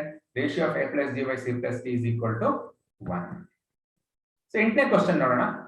A fragment of yeast DNA molecule consists of 120 adenine, 40 cytosine, the total number of nucleotides in DNA. So yeast DNA double stand ಇರುತ್ತೆ. Double stand ಅಂತ ಹೇಳಿದ್ರೆ so ನಮಗೆ base pairs again. ಇಲ್ಲಿ 120 adenine ಇದೆ ಅಂತ ಹೇಳಿದ್ರೆ 120 thymine ಇರಬೇಕು. So 120 plus 120 240 ಆಯ್ತು. 40 ಸೈಟೋಸಿನ್ ಇದ್ರೆ 40 ಗ್ವಾನೈನ್ ಇರಬೇಕು, 80 ಆಯ್ತು. So 240 plus 80 320. ಸೊ ಇದು ಒಂದು simple question. But base pairs ಅದು ಡಬಲ್ ಸ್ಟ್ಯಾಂಡರ್ಡ್ ಗೊತ್ತಿರಬೇಕು. ಆಮೇಲೆ ಅಡಿನೈನ್ ಯಾವ್ದ್ರ ಜೊತೆ ಪೇರ್ ಆಗುತ್ತೆ, ಗ್ವಾನೈನ್ ಯಾವ್ದ್ರ ಜೊತೆ ಪೇರ್ ಆಗುತ್ತೆ ಅನ್ನೋದು ಗೊತ್ತಿರಬೇಕು. A DNA molecule measures 408 nanometer in length. 60% of the molecule are GC base pairs. Find out the number of hydrogen bonds existing between the two strands of DNA and there. But ಇಲ್ಲಿ length of DNA in terms of nanometer ಕೊಟ್ಟಿದ್ದಾರೆ. So internucleotide distance ಎಷ್ಟು? 0.34 nanometer. ಅದರಿಂದ divide ಮಾಡ್ಕೊಂಡ್ರೆ ನಮಗೆ ಎಷ್ಟು pitch of the helix ಬರುತ್ತೆ ಅಂತಾನೆ ಗೊತ್ತಾಗುತ್ತೆ, ಅಥವಾ ಎಷ್ಟು ನೈಟ್ರೋಜನಸ್ ನ್ಯೂಕ್ಲಿಯೋಟೈಡ್ ಪೈರ್ಸ್ ಅಥವಾ ಬೇಸ್ ಪೈರ್ಸ್ ಇರುತ್ತೆ ಅಂತಾನೆ ಗೊತ್ತಾಗುತ್ತೆ. ಸೊ ಇಲ್ಲಿ ನಾವು ಡೈರೆಕ್ಟ್ ಆಗಿ ಇಂಟರ್ ನ್ಯೂಕ್ಲಿಯೋಟೈಡ್ ಡಿಸ್ಟೆನ್ಸ್ ಹಾಕೊಂಡಾಗ ಸೊ ನಮಗೆ total number of base pairs ಬಂತು 1200 ಬೇಸ್ ಪೇರ್ಸ್ ಇರುತ್ತೆ 408 ನ್ಯಾನೋಮೀಟರ್ ಲೆಂತ್ DNA ಅಲ್ಲಿ. ಅದರಲ್ಲಿ GCS ಪರ್ಸೆಂಟ್ 60% ಆಫ್ 1200. ಸೊ 12 6 720 ಅಂತ ಹೇಳಿದ್ರೆ 720 will be 60% of GC. Remaining 40% ಏನಿರುತ್ತೆ 80 ಇರುತ್ತೆ. ಸೊ 12 4 48 480 ಏನಿರುತ್ತೆ 80 ಇರುತ್ತೆ. ಸೊ GC ನಡುವೆ ಎಷ್ಟು ಬಾಂಡ್ ಇರುತ್ತೆ? 3 ಹೈಡ್ರೋಜನ್ ಬಾಂಡ್ಸ್ ಇರುತ್ತೆ. ಸೊ 720 GC ಇದ್ರೆ 3 into 720 2160. 80 ನಡುವೆ 2 ಹೈಡ್ರೋಜನ್ ಬಾಂಡ್ ಇರುತ್ತೆ. So 2 into 480 will be 960. ಹಾಗಿದ್ದಾಗ ಸೊ 408 ನ್ಯಾನೋಮೀಟರ್ ಲೆಂತ್ ಇರತಕ್ಕಂತ DNA ಅಲ್ಲಿ GC ಬೇಸ್ ಪೇರ್ 60 ಇದ್ದು 80 40 ಇದ್ರೆ ಇಷ್ಟು ಬರುತ್ತೆ. ಅಥವಾ ಎಷ್ಟು ಪರ್ಸೆಂಟೇಜ್ ಆಫ್ GC ಅಥವಾ 80 ಇರುತ್ತೆ ಅಷ್ಟು ಹೈಡ್ರೋಜನ್ ಬಾಂಡ್ಸ್ ಗಳು ಫಾರ್ಮ್ ಆಗುತ್ತೆ ಅಂತ ಅರ್ಥ. ಸೊ ನಮಗೆ ಇಲ್ಲಿ ಏನ್ ಗೊತ್ತಿರಬೇಕು?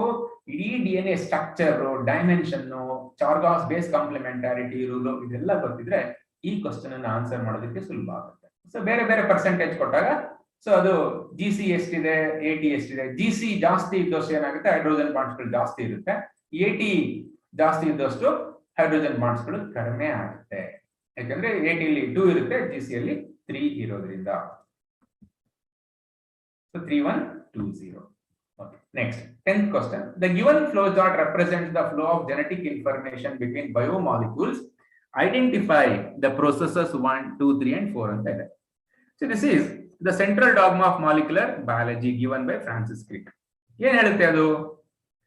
the genetic information in all organisms flows from DNA to proteins via mRNA. ಅದನ್ನ ನಾವು ಸೆಂಟ್ರಲ್ ಡಾಗ್ಮಾ ಅಂತ ಕರೀತಾರೆ. So till the discovery of these retroviruses by Time and Baltimore, so ನಮ್ಗೆ ಇದು ಅಪ್ಲಿಕೇಬಲ್ ಆಗ್ತಾ ಇತ್ತು. ಈ ರೆಟ್ರೋವೈರಸಸ್ ಅಲ್ಲಿ ಏನಾಗುತ್ತೆ, RNA ಇಂದ DNA ಪ್ರೊಡ್ಯೂಸ್ ಆಗುತ್ತೆ.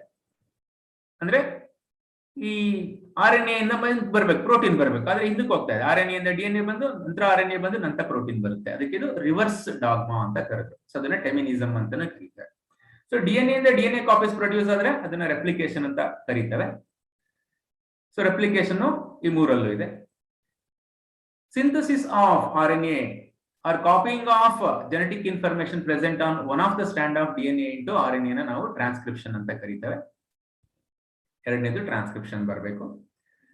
ಸೊ ನಾಲ್ಕನೇದೇನು, the copying of sequence of amino acids present in the sequence of codons present in mRNA into sequence of amino acids in polypeptide or protein ಗೆ ಟ್ರಾನ್ಸ್ಲೇಷನ್ ಅಂತ ಕರೀತಾರೆ. ಸೊ ಇದು synthesis of DNA from RNA ಗೆ reverse transcription ಅಂತ ಕರೀತಾರೆ. So ಅದರಿಂದ replication, transcription, reverse transcription ಮತ್ತೆ translation. Hence so C option is correct option. ಅಲ್ಲಿ ಸಿ ಆಪ್ಷನ್ ಸೊ ಕರೆಕ್ಟ್ ಇರುತ್ತೆ. ಸೊ ಇದು ಸಿ ಆಪ್ಷನ್. ಸೊ ನೆಕ್ಸ್ಟ್,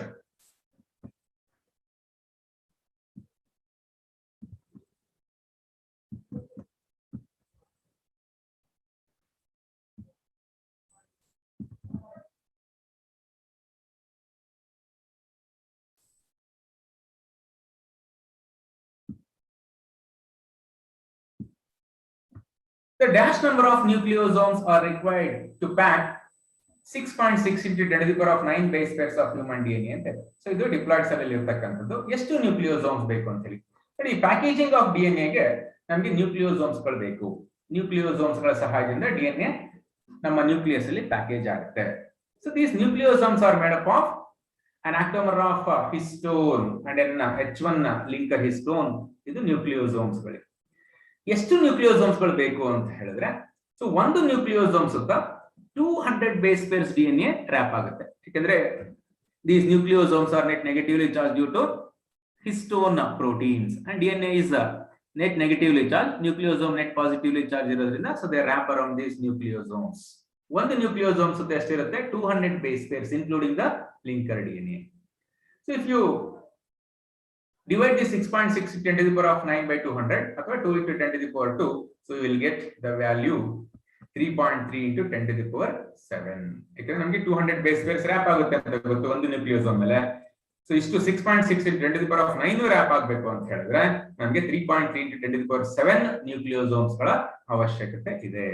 ಅದೇ ರೀತಿ ನಾವು ಎಷ್ಟು ಮೀಟರ್ಗೆ ಅಥವಾ ಮಿಲಿಮೀಟರ್ ಕನ್ವರ್ಟ್ ಮಾಡಿದ್ರೆ ಎಷ್ಟು ಬರುತ್ತೆ ಅಂತ ಹೇಳಿದ್ರೆ, ಹ್ಯೂಮನ್ DNA ಸೊ 2.3 ಮೀಟರ್ಸ್ ಬರುತ್ತೆ. 6.6 into 10 to the power of 9 base pairs ಗಳನ್ನ ಪ್ಯಾಕೇಜ್ ಮಾಡಿದಾಗ ಅದು ಇಟ್ ವಿಲ್ ಏನಾಗುತ್ತೆ, ಲೆಂತ್ ಟೋಟಲ್ ಮೀಟರ್ ಕನ್ವರ್ಟ್ ಮಾಡಿದ್ರೆ 2.3 ಆಗುತ್ತೆ. ಸೊ ನ್ಯೂಕ್ಲಿಯಸ್ ಸೈಜ್ ಇರೋದೇ 5 to 7 ಮೈಕ್ರೋಮೀಟರ್.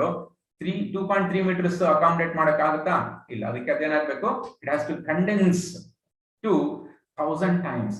ಅದಕ್ಕೆ ಈ ಕಂಡೆನ್ಸೇಷನ್ ಆಗೋದಕ್ಕೆ, ಪ್ಯಾಕೇಜಿಂಗ್ ಆಗೋದಕ್ಕೆ ನ್ಯೂಕ್ಲಿಯೋಸೋಮ್ಸ್ ಬೇಕಾಗುತ್ತೆ. ಅಲ್ಲ ಹಿಸ್ಟೋನ್ ಪ್ರೋಟೀನ್ಸ್ ಗಳು ಹಿಸ್ಟೋನ್. ಮತ್ತೆ ಬೇರೆ ಬೇರೆ ಲೆವೆಲ್ಸ್ ಆಫ್ ಪ್ಯಾಕೇಜಿಂಗ್ ಆಗ್ಬೇಕಾದ್ರೆ ಬೇರೆ ಬೇರೆ ಈ ಪ್ರೋಟೀನ್ಸ್ ಗಳು ಬೇಕಾಗುತ್ತೆ. At the final level they require non histone chromosomal proteins ಗಳು ಬೇಕಾಗುತ್ತೆ. ಅವಾಗ ಅದು ಸಹಾಯದಿಂದ euchromatin, heterochromatin, finally chromatid chromosome ಆಗಿ DNA ಪ್ಯಾಕೇಜ್ ಆಗುತ್ತೆ. ನೆಕ್ಸ್ಟ್ ನೋಡಿ, histones are rich in which basic amino acids ಅಂತ. Histones are rich in the basic amino, ಅಂದ್ರೆ ಬೇರೆ ಅಮೈನೋ ಆಸಿಡ್ಸ್ ಇರುತ್ತೆ, ಇವುಗಳು ಜಾಸ್ತಿ ಇರುತ್ತೆ. These are lysine and arginine. ಈ ಲೈಸೈನ್ ಅಂಡ್ ಆರ್ಜಿನೈನ್ ಅಂತಕ್ಕಂಥದ್ದು ಜಾಸ್ತಿ ಇರುತ್ತೆ. ಅದರಿಂದ ಸೊ ಈ ಹಿಸ್ಟೋನ್ ಪ್ರೋಟೀನ್ಸ್ ಗಳು ನೆಟ್ ಪಾಸಿಟಿವ್ಲಿ ಚಾರ್ಜ್ ಆಗುತ್ತೆ, around which 200 base pairs of DNA will wrap. Next, which is true about the structure of heterochromatin. ಇಲ್ಲಿ ಫೈನಲ್ ಲೆವೆಲ್ ಆಫ್ ಪ್ಯಾಕೇಜಿಂಗ್ ಬಂದಾಗ ಈ ನ್ಯೂಕ್ಲಿಯೋಸೋಮ್ ಮತ್ತೆ ಸೊಲೆನಾಯ್ಡ್ ಸ್ಟ್ರಕ್ಚರ್, ಕ್ರೊಮ್ಯಾಟೋಸೋಮ್, ಈ ರೀತಿ ಎಲ್ಲ ಬೇರೆ ಬೇರೆ ಲೆವೆಲ್ಸ್ ಆಫ್ ಪ್ಯಾಕೇಜಿಂಗ್ ಆಗುತ್ತೆ. ಫೈನಲ್ ಲೆವೆಲ್ ಅಲ್ಲಿ ಬಂದಾಗ ಹೆಟರೋಕ್ರೊಮ್ಯಾಟಿನ್ ಅಂಡ್ ಯೂಕ್ರೊಮ್ಯಾಟಿನ್ ಆಗುತ್ತೆ with the help of non histone chromosomal proteins ಅಂತ ಹೇಳಿ. ಈ ನಾನ್ ಹಿಸ್ಟೋನ್ ಕ್ರೋಮೋಸೋಮಲ್ ಪ್ರೋಟೀನ್ಸ್ ಅಲ್ಲಿ ಟೈರೋಸಿನ್ ಅಂಡ್ ಟ್ರಿಪ್ಟೋಫಾನ್ಗಳು ಜಾಸ್ತಿ ಇರುತ್ತೆ.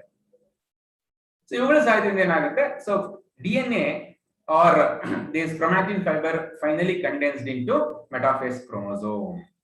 ಈ ಹೆಟರೋಕ್ರೊಮ್ಯಾಟಿನ್ ಅಂತ ಹೇಳಿದ್ರೆ densely packed regions of the chromatid or chromosome, so and stain dark.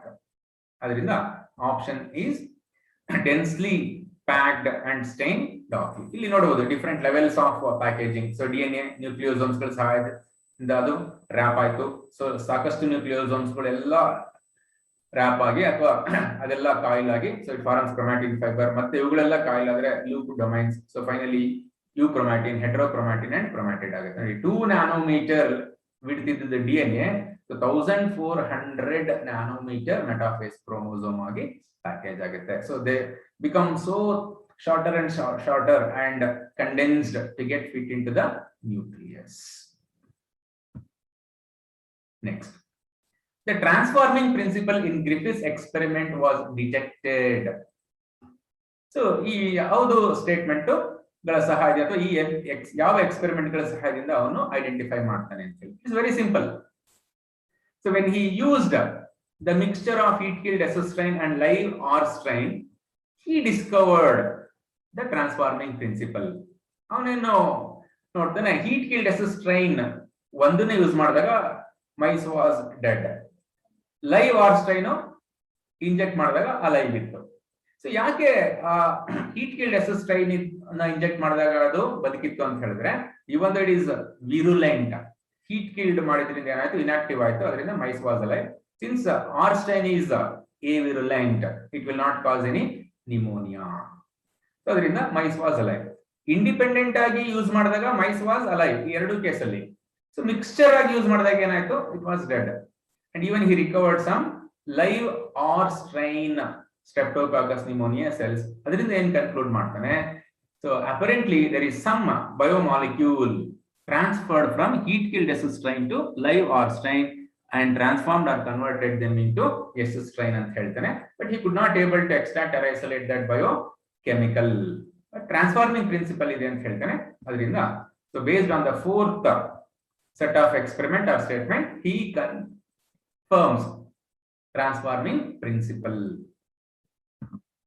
Next, so ಈ ಟ್ರಾನ್ಸ್ಫಾರ್ಮಿಂಗ್ ಪ್ರಿನ್ಸಿಪಲ್ ಇಟ್ಕೊಂಡು ವೆರಿ ಮ್ಯಾಕ್ಲಿಯಾರ್ಡ್ ಮೆಕಾಟಿ ಎಕ್ಸ್ಪೆರಿಮೆಂಟ್ಸ್ ಅನ್ನ ಕಂಟಿನ್ಯೂ ಮಾಡ್ತಾರೆ.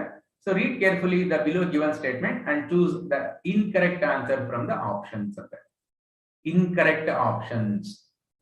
So Avery et al purified biochemicals from the heat killed S-strain of Streptococcus pneumoniae to see which ones could transform live Streptococcus pneumoniae R strain into S-strain. So ಅವ್ರು ಅದನ್ನೇ ಮಾಡಿದ್ರು, ಯಾಕೆಂದ್ರೆ ಅವ್ರು heat killed ಎಸೋಸ್ಟ್ರೈನ್ ಇಂದ biomolecule transfer ಆಯ್ತು ಅಂತ ಹೇಳ್ತಾನೆ, ಅದಕ್ಕೆ ಅದರಿಂದ ಪ್ಯೂರಿಫೈ ಮಾಡ್ಕೋತಾರೆ. ಫಸ್ಟ್ ಸ್ಟೇಟ್ಮೆಂಟ್ ಸರಿ ಇದೆ.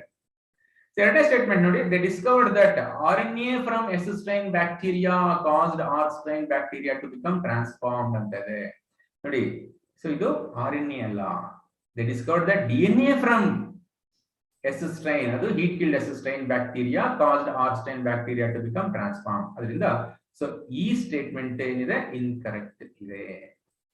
Look at the third one. They also discovered that proteases and RNases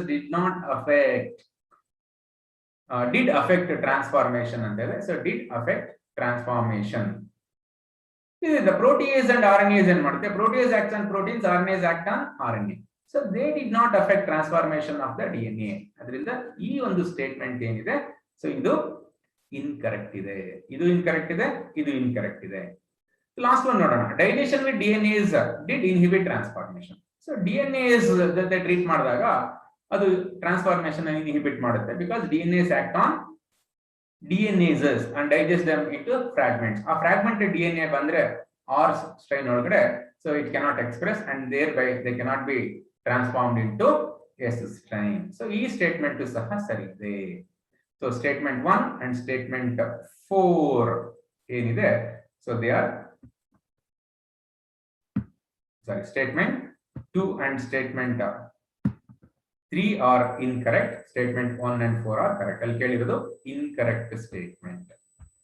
Next, So 35S and 32P labeled radioisotopes used in Hershey and Chase experiments were the components of dash and dash respectively. That is sulfur, S under sulfur, P under phosphorus. So the sulfur and phosphorus, they are present in some of the organic compounds. ಈ proteins ಸಾಮಾನ್ಯವಾಗಿ carbon, hydrogen, oxygen, nitrogen ಗಳಿಂದ ಮಾಡಲ್ಪಟ್ಟಿರುತ್ತೆ. So few amino acids are exception to this. Even sulfur is present in them. So again, sulfur becomes the component of protein. So adರಲ್ಲಿ first protein ಇದೆ, C optional ಇದೆ. So in ಯಾವ್ದ್ರಲ್ಲೂ first to C option ಇದು protein first ಇಲ್ಲ, ಅದರಿಂದ ಅದೇ option ಆಗುತ್ತೆ.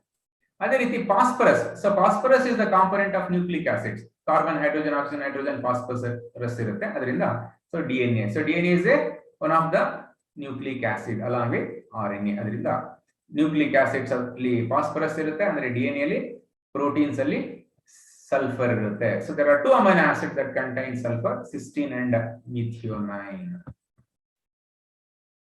Next, so E. coli having 100 heavy DNA molecules were allowed to replicate twice in the medium containing N14 isotope. What will be the densities of DNA molecule ಅಂತ ಇದೆ.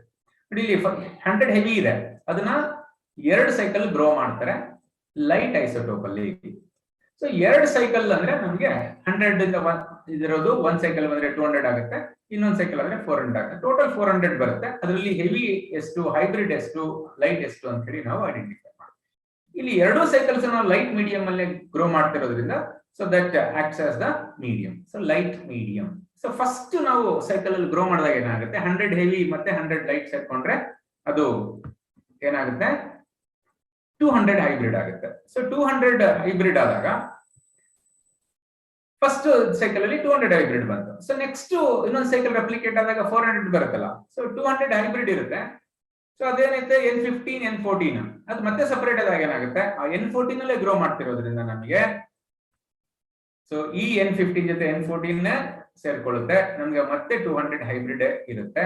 ಈ ಉಳಿದೇನಿರುತ್ತೆ ಅದು 200 light ಇರುತ್ತೆ. So out of 400 molecules again 200 will be hybrid and 200 will be light. ಇನ್ನೊಂದು cycle ಆದ್ರೆ ಏನಾಗುತ್ತೆ, ಅವಾಗ 800 ಬರುತ್ತೆ, ಅದರಲ್ಲಿ ಮತ್ತೆ 600 ಲೈಟ್ ಇರುತ್ತೆ, 200 ಹೈಬ್ರಿಡ್ ಇರುತ್ತೆ. ಯಾಕಂದ್ರೆ ಆಲ್ವೇಸ್ ಈ N15 ಸಪರೇಟ್ ಆದಾಗ ಅದಕ್ಕೆ ಲೈಟ್ DNA ಅಲ್ಲೇ ಗ್ರೋ ಮಾಡೋದ್ರಿಂದ ನಮ್ಗೆ ಸೊ ಇದು ಅಷ್ಟೇ ಇರುತ್ತೆ, 200 hybrid. ಇಲ್ಲೂ ಸಹ 200 hybrid molecules ಇರುತ್ತೆ. Hence 200 hybrid molecules and 200 light molecules. So which one of the following pictures correctly represents the process of DNA replication? DNA replication always occurs during S phase ಅಂತ ನಾವು cell cycle ಅಲ್ಲಿ ಓದಿದ್ದೇವೆ ಯುಕ್ಯಾರಿಯೋಟ್ಸ್ ಅಲ್ಲಿ. So ಮತ್ತೆ replication needs many enzymes. So in replication, it is a semi-conservative mode of replication which was given by Messels and Stahl ಅಂತ ನಾವು ಓದಿದ್ದೇವೆ. So both the strands of the DNA act as the template. Right? In both the strands, template strand, DNA replication always occurs in 5' to 3' direction only. So ಇಲ್ಲಿ aunty-parallel nature ಇರೋದ್ರಿಂದ DNA ಅದು ಒಂದು strand ಅಲ್ಲಿ continuous synthesis ಆಗುತ್ತೆ, ಇನ್ನೊಂದು strand ಅಲ್ಲಿ discontinuous ಆಗುತ್ತೆ due to 5' to 3' direction replication ಆಗೋದ್ರಿಂದ. ಅದರಿಂದ always continuous synthesis occurs towards the replication fork, discontinuous synthesis occurs away from the replication fork. ನೋಡಿ ಇಲ್ಲಿ ಕಂಟಿನ್ಯೂಸ್ ಸಿಂಥಸಿಸ್ ಆಗ್ತಾ ಇದೆ ಟುವರ್ಡ್ಸ್ ದ ರೆಪ್ಲಿಕೇಶನ್ ಫೋರ್ಕ್, ಆದ್ರೆ ಇಲ್ಲಿ 3 to 5 ಇದೆ, ಅದಕ್ಕೆ this will not be the option. ಅದೇ ರೀತಿ ಸೊ ಇಲ್ಲಿ ನೋಡಿ ಎರಡನೇದ್ರಲ್ಲಿ ಟುವರ್ಡ್ಸ್ ದ ರೆಪ್ಲಿಕೇಶನ್ ಫೋರ್ಕ್ ಆಗ್ತಾ ಇದೆ, ಆದ್ರೆ ಡಿಸ್ಕಂಟಿನ್ಯೂಸ್ ಸಹ ಟುವರ್ಡ್ಸ್ ದ ರೆಪ್ಲಿಕೇಶನ್ ಫೋರ್ಕ್ ಆಗ್ತಾ ಇದೆ. Hence this is also not correct. So ಮೂರನೇದು ನೋಡೋಣ. ಸೊ ಕಂಟಿನ್ಯೂಸ್ ಆಗ್ತಾ ಇದೆ towards the replication fork, again it becomes discontinuous. This is also not possible. So ಉಳ್ಕೊಂಡಿರೋದು ಒಂದೇನೆ. ಸಿ 5' to 3' ಡೈರೆಕ್ಷನ್ ಇದೆ towards the replication fork.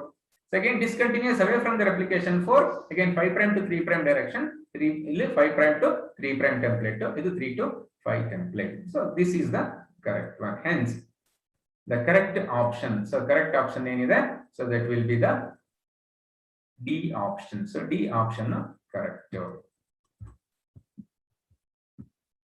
Next, So given diagram represents the components of a transcription unit. Select the correct answer regarding it. The transcription unit andre, so a segment or fragment of DNA that contains all the components for transcription. ಇಲ್ಲಿ ನಮಗೆ clue ಅಂದ್ರೆ transcription start site, that is the clue. So transcription start site ಎಲ್ಲಿ ಇರುತ್ತೆ ಆ ಕಡೆನೆ promoter ಇರುತ್ತೆ. So generally promoters are present on 3 to 5 polarity strand ಅಲ್ಲಿ ಇರತಕ್ಕಂಥದ್ರಲ್ಲಿ ಈ ಪ್ರಮೋಟರ್ಸ್ ಗಳು ಇರುತ್ತೆ. ಇಲ್ಲಿ ಟ್ರಾನ್ಸ್ಕ್ರಿಪ್ಷನ್ ಸೈಟ್ ಕೊಟ್ಟಿಲ್ಲ ಅಂತ ಹೇಳಿದ್ರೆ ನಮಗೆ ಗೊತ್ತಾಗಲ್ಲ, ಯಾಕೆಂದ್ರೆ ಇದು ಕಂಟಿನ್ಯೂಸ್ ಇರುತ್ತೆ. ಸೊ ಇಲ್ಲಿ ಬೇಕಾದ್ರೂ ಪ್ರಮೋಟರ್ ಇರ್ಬೋದು. ಅವಾಗ ಇದು ಕೊಟ್ಟಿಲ್ಲ ಅನ್ಕೊಳ್ಳಿ, ಟ್ರಾನ್ಸ್ಕ್ರಿಪ್ಷನ್ ಯೂನಿಟ್ ಇಲ್ಲ, ಈ ರೀತಿ ಇಲ್ಲೊಂದಿದೆ, ಇದರಲ್ಲಿ ಇದು ಪ್ರಮೋಟರಾ ಅಂತ ನಮ್ಗೆ ಗೊತ್ತಾಗಲ್ಲ. ಸೊ ಟ್ರಾನ್ಸ್ಕ್ರಿಪ್ಷನ್ ಸೈಟ್ ಇರೋದ್ರಿಂದ ಏನಾಗುತ್ತೆ ನಮಗೆ ಗೊತ್ತಾಗುತ್ತೆ. ಸೊ ಅದರಿಂದ ಈ ಟ್ರಾನ್ಸ್ಕ್ರಿಪ್ಷನ್ ಸೈಟ್ ಇಲ್ಲಿದೆ, ಅದಕ್ಕೆ ಇಲ್ಲಿ ಪ್ರಮೋಟರ್ ಬರುತ್ತೆ. ಸೊ ಈ ಪ್ರಮೋಟರ್ ಯಾವ್ದ್ರಲ್ಲಿದೆ ನೋಡ್ಕೊಳ್ಳಿ. ಸೊ ಬಿ ಮತ್ತೆ ಸಿ ಇಲ್ಲಿದೆ, ಎ ಮತ್ತೆ ಡಿ ಇಲ್ಲದೆ ಇರೋದ್ರಿಂದ ಇವೆರಡರಲ್ಲಿ ಒಂದು. ಸೊ ನೆಕ್ಸ್ಟ್ ಪ್ರಮೋಟರ್ ಯಾವಾಗ್ಲೂ ಅಪ್ಸ್ಟ್ರೀಮ್ ದ ಟ್ರಾನ್ಸ್ಕ್ರಿಪ್ಷನ್ ಯೂನಿಟ್ ಅಂತ ಕರಿತೀವಿ. ಸೊ ಯಾವಾಗ್ಲೂ ನಾವು ಟ್ರಾನ್ಸ್ಕ್ರಿಪ್ಷನ್ ಯೂನಿಟ್ ಅಲ್ಲಿ ರೆಫರೆನ್ಸ್ ವ್ಯಾಲ್ಯೂ ತಗೊಳ್ತಕ್ಕಂಥದ್ದೇ ಕೋಡಿಂಗ್ ಸ್ಟ್ರಾಂಡ್ ಇಂದ. So that has the polarity 5 to 3. if 3 to 5 template ಇದ್ರೆ, ಇದೇ ಏನಾದ್ರೂ 3 to 5 ಟೆಂಪ್ಲೇಟ್ ಆಗ್ಬಿಟ್ರೆ ಅವಾಗ ಇದು ಕೋಡಿಂಗ್ ಆಗುತ್ತೆ. ಅದರಿಂದ since this is the template strand based on this transcription start site and the promoter that are present in this 3 to 5 template strand, ಇದು promoter. So ಇದು ಟೆಂಪ್ಲೇಟ್ ಸ್ಟ್ಯಾಂಡ್, ಇದು ಕೋಡಿಂಗ್ ಸ್ಟ್ಯಾಂಡ್, ಇದು Terminator. ಅದರಿಂದ so promoter, Terminator, template stand, fourth one is the coding strand. So ಇದು correct option C. ನೋಡಿ ಹಾಗೆ ಇಲ್ಲಿ ಇದು ನೋಡಿ ಕಂಟಿನ್ಯೂಸ್ ಇದೆ ಅನ್ಕೊಳ್ಳಿ. ಸೊ ಇದಿಲ್ಲ, ಇಲ್ಲಿ ಏನಿದೆ ಹೀಗೆ ಕಂಟಿನ್ಯೂಸ್ ಇದೆ. ಟ್ರಾನ್ಸ್ಕ್ರಿಪ್ಷನ್ ಸೈಟ್ ಇದ್ರಲ್ಲಿ ಇಲ್ಲಿದೆ ನೋಡಿ. ಈ ಕಡೆ ಬಂದಾಗ ಏನಾಯ್ತು, ಟ್ರಾನ್ಸ್ಕ್ರಿಪ್ಷನ್ ಸೈಟ್ ಇಲ್ಲಿದೆ, ಯಾಕಂದ್ರೆ ಪ್ರಮೋಟರ್ಸ್ ಇಲ್ಲಿದೆ. ಅವಾಗ ಇದು ಟೆಂಪ್ಲೇಟ್ ಸ್ಟ್ಯಾಂಡ್ ಆಯ್ತು, ಇದು ಕೋಡಿಂಗ್ ಸ್ಟ್ಯಾಂಡ್ ಆಯ್ತು. ಸೊ ಈ ರೀತಿ ಕಂಟಿನ್ಯೂಸ್ ಇರುತ್ತೆ ಅಂತ ಏನಿಲ್ಲ. ಸೊ ಈ ಕಡೆ ನೀವು ಬೇಕಾದ್ರೆ ಪ್ರಮೋಟರ್ಸ್ ಇರ್ಬೋದು, ಅವಾಗ ಟ್ರಾನ್ಸ್ಕ್ರಿಪ್ಷನ್ ಏನಾಗುತ್ತೆ ಈ ಡೈರೆಕ್ಷನ್ ಅಲ್ಲಿ ಆಗುತ್ತೆ. So replication occurs in this direction because promoter is located here.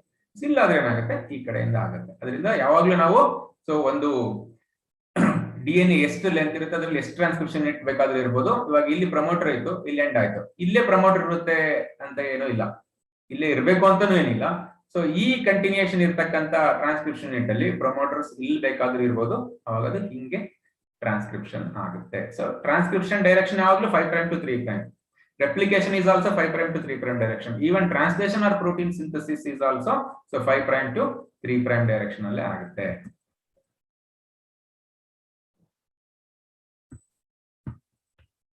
So next time.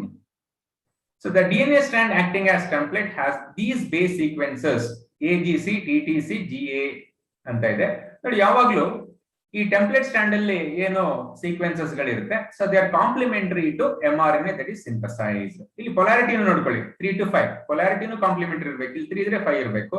ಇವುಗಳಲ್ಲಿ ಯಾವ 5 ಇದೆ ನೋಡಿ. ಸೊ ಎ ಅಲ್ಲಿ 5 ಇದೆ, ಡಿ ಅಲ್ಲಿ 5 ಇದೆ, ಇವೆರಡರಲ್ಲಿ ಒಂದು. ನೆಕ್ಸ್ಟ್ ಬೇಸ್ ಸೀಕ್ವೆನ್ಸ್ ನೋಡ್ಕೊಳ್ಳಿ, ಇಲ್ಲಿ AGC ಇದೆ, AGC ಇದ್ರೆ UCG ಇರಬೇಕು, ಇದರಲ್ಲಿ ಇಲ್ಲ, ಇದರಲ್ಲಿ ಇದೆ. Hence the correct option is D. So D option correct ಇದೆ. ಆಮೇಲೆ ಇದು ಹಿಂಟ್ಸು ಇದೆ, ಇದು ತುಂಬಾ ಇಂಪಾರ್ಟೆಂಟ್ ನೋಡಿ. Always the template strand and mRNA strand are complementary. Template strand and coding strand complementary. ಅದೇ ರೀತಿ coding strand and mRNA are identical. ಅದಕ್ಕೆ ಈ mRNA ಇರ್ತಕ್ಕಂಥ ಸೀಕ್ವೆನ್ಸಸ್ ನಾವು ಕೋಡಾನ್ ಅನ್ನೋದ್ರಿಂದ ಆ ಸೀಕ್ವೆನ್ಸಸ್ ಇನ್ನೊಂದು ಏನೋ DNA ಅಲ್ಲಿ ಇರುತ್ತೆ ಅದಕ್ಕೆ ಸಿಮಿಲರ್ ಇರೋದ್ರಿಂದ ಅದನ್ನ ಕೋಡಿಂಗ್ ಸ್ಟ್ಯಾಂಡ್ ಅಂತ ಕರಿತೀವಿ. Codon, coding stand. ಈ ಟೆಂಪ್ಲೇಟ್ ಸ್ಟ್ಯಾಂಡ್ ಅಲ್ಲಿ ಇರ್ತಕ್ಕಂಥ ಸೀಕ್ವೆನ್ಸ್ ಈ TRL ಇರ್ತಕ್ಕಂಥ ಆಂಟಿ ಕೋಡಾನ್ ಸೀಕ್ವೆನ್ಸ್ ಗೆ ಸೇಮ್ ಇರುತ್ತೆ ಎಕ್ಸೆಪ್ಟ್ T and U. ಅದಕ್ಕೆ ಇದನ್ನ ಆಂಟಿ ಸೆನ್ಸ್ ಸ್ಟ್ಯಾಂಡ್ ಅಂತಾನು ಕರಿತೇವೆ. ಕೆಲವು ಸರಿ ಕೋಡಿಂಗ್ ಸ್ಟ್ಯಾಂಡ್ ಅನ್ನ ಸೆನ್ಸ್ ಸ್ಟ್ಯಾಂಡ್ ಅಂತಾನು ಕರೀತಾರೆ.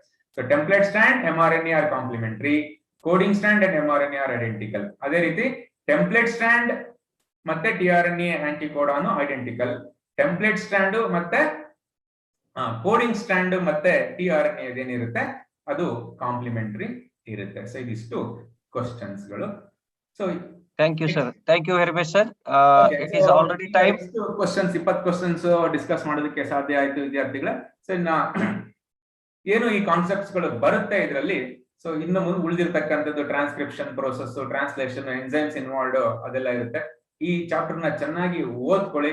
ಇದು ಚೆನ್ನಾಗಿ ಓದ್ಕೊಂಡಷ್ಟು ನಿಮ್ಗೆ, ಯಾಕಂದ್ರೆ ವೈಟೇಜ್ ಜಾಸ್ತಿ ಇರುತ್ತೆ, ನಿಮ್ಗೆ ಮಾರ್ಕ್ಸ್ ಚೆನ್ನಾಗಿ ಬರುತ್ತೆ. ಮತ್ತೆ ಬೇರೆ ಚಾಪ್ಟರ್ಸ್ ಗಳನ್ನ ಅರ್ಥ ಮಾಡ್ಕೊಳ್ಳೋದಕ್ಕೂ ಈ ಒಂದು ಚಾಪ್ಟರ್ ಬರ್ತಕ್ಕಂಥ ಕಾನ್ಸೆಪ್ಟ್ಸ್ ಗಳು ತುಂಬಾ ಇಂಪಾರ್ಟೆಂಟ್ ಆಗಿರುತ್ತೆ. ನೀವು NCERT ಬುಕ್ ನ ಚೆನ್ನಾಗಿ ಓದ್ಕೊಳ್ಳಿ, ಮತ್ತೆ ಚೆನ್ನಾಗಿ ಅಭ್ಯಾಸ ಮಾಡಿ. ಸೊ ನಿಮ್ಗೆ ಭವಿಷ್ಯ ಚೆನ್ನಾಗಿ